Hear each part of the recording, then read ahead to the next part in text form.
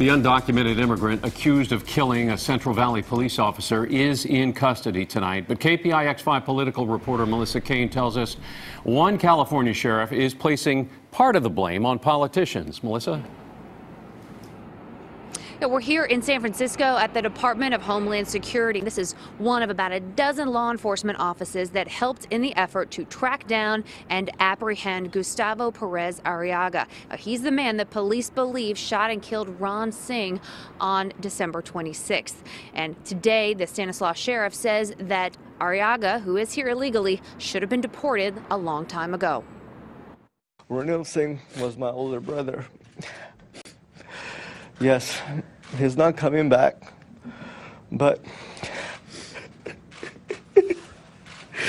Tears of grief and gratitude from the brother of Corporal Ron Singh. He thanked law enforcement for working to find the man police believe killed his brother. A lot of law enforcement people that I don't know work days and nights to make this happen. I'd like to thank you from the bottom of my heart. Stanislaus County Sheriff Adam Christensen says after 24 hours of surveillance, the suspected shooter, Gustavo Perez Arriaga, has been arrested.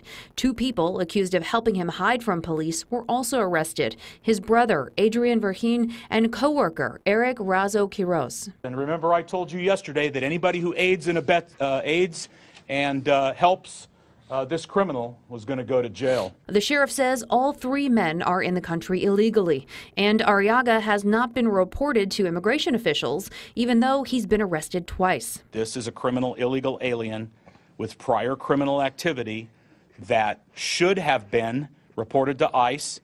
We were prohibited, law enforcement was prohibited because of sanctuary laws, and that led to the encounter with Officer Singh.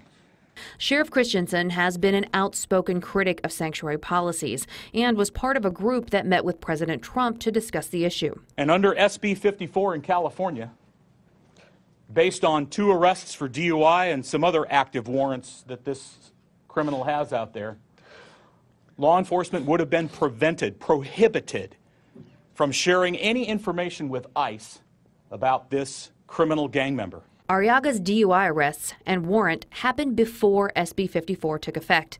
But now that it is the law, if Arriaga were arrested for a DUI today, there would be serious restrictions on what information could be shared with immigration. And the sheriff says that's no way to keep a community safe. Officer Singh sacrificed everything. He paid the ultimate price, trying to protect and serve the people of Newman. We need to have a conversation about that.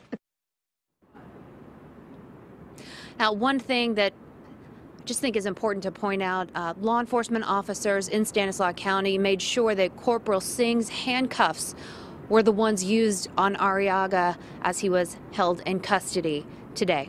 Alan? You know, Melissa, you raised this sanctuary state issue yesterday when you and I talked. So at this point, do we know, were any of the 3 ever deported or at least ordered deported and told to leave?